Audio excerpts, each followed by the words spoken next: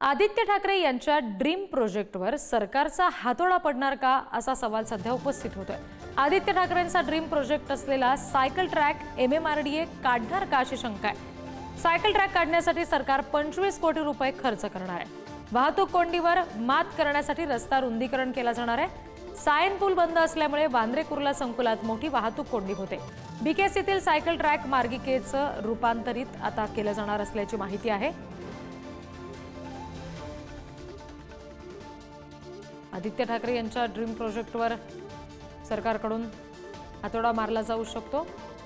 हा जो cycle track आहे तो MMRDA कडून काढला जाण्याची शक्यता आहे। सरकार 25 कोटी रुपये त्यासाठी खर्च करणार आहे असंही कळतंय। आणखी तपशील घेऊयात। प्रतिनिधी शिल्पा नरवडे आपल्याशी जोडले गेलेत त्यांच्याकडून। शिल्पा, काय नेमकं या सायकल ट्रॅक संदर्भात घडू शकतं?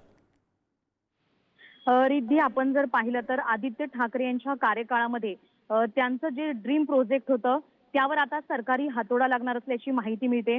आदित्य ठाकरे यांचा ड्रीम प्रोजेक्टला आता जो सायकल ट्रॅकचा हा जो प्रोजेक्ट होता त्याच्यावर MMRDA कडून 25 कोटी रुपये खर्च करून कंत्राटदार नेमणार असल्याची माहिती मिळत आहे।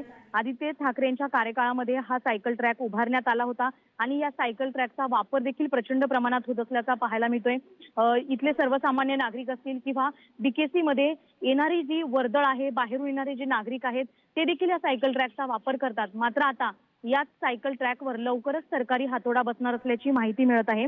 विशेष म्हणजे 25 कोटी रुपये खर्च करून लवकरच MMRDA कडून कंत्राटदार देखील नेमला जाणार आहे। बांद्रा कुर्ला जे संकुल आहे त्याच्यामध्ये वाढणारी जी वाहतूक कोंडी आहे त्या वाहतूक कोंडीवर आणि जी अडचण येते नेहमीच तिच्यावर मात करण्यासाठी रस्ता रुंदीकरण आणि एकेरी वाहतूक व्यवस्था ही MMRDA कडून राबवणार असल्याची माहिती मिळत आहे। त्याचबरोबर सायनचा जो पूल आहे तो पूल बंद असल्यामुळे ती जी वाहतूक आहे ती देखील BKCच्या मार्गाने वळविण्यात आलेली आहे। अशा विविध प्रश्नांमुळे आता ही मुंबई शहरातील BKCचा हा जो टर्निंग पॉइंट मानला जातोय त्या टर्निंग पॉइंट मध्ये होणारी ही वाहतूक कोंडी दूर करण्यासाठी MMRDA कडून हा निर्णय घेतला असल्याची माहिती मिळते।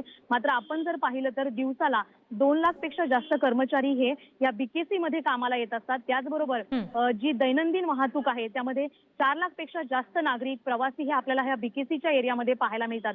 मात्र हा महत्त्वाचा प्रकल्प असलेला कोट्यावधी रुपये खर्च करून उभारलेला सायकल ट्रॅक आता लवकरच MMRDA कडून उखडला जाणार आहे।